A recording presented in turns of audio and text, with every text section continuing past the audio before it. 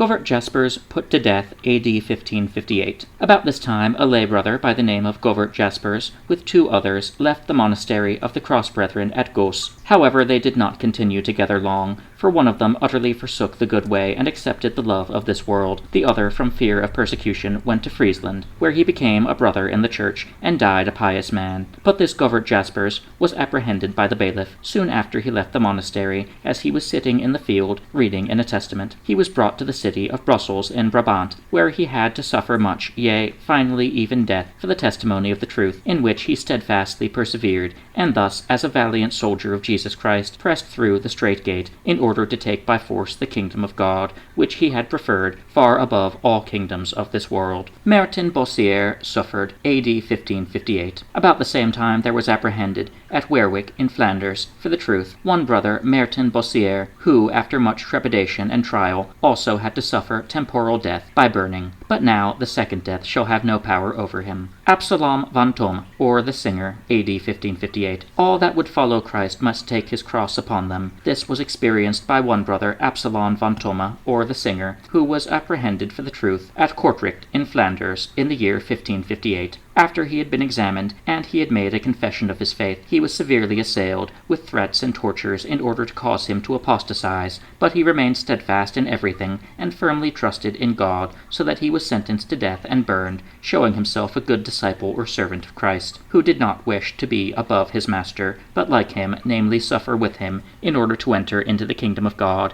even as Christ had to suffer to enter into his glory. Willem van Haverbeke, A.D. 1558. William van Haverbeke also not only suffered persecution for the name of the Lord, but also suffered himself to be apprehended and to be led before the lords and princes, where he freely confessed his faith and steadfastly continued in the same, no amount of suffering, pain, or torment being sufficient to cause him to apostatize, so great was the love of God shed broad in his heart. Hence he was finally condemned and confirmed in the same, with his death at Kortrijk in Flanders in the year 1558.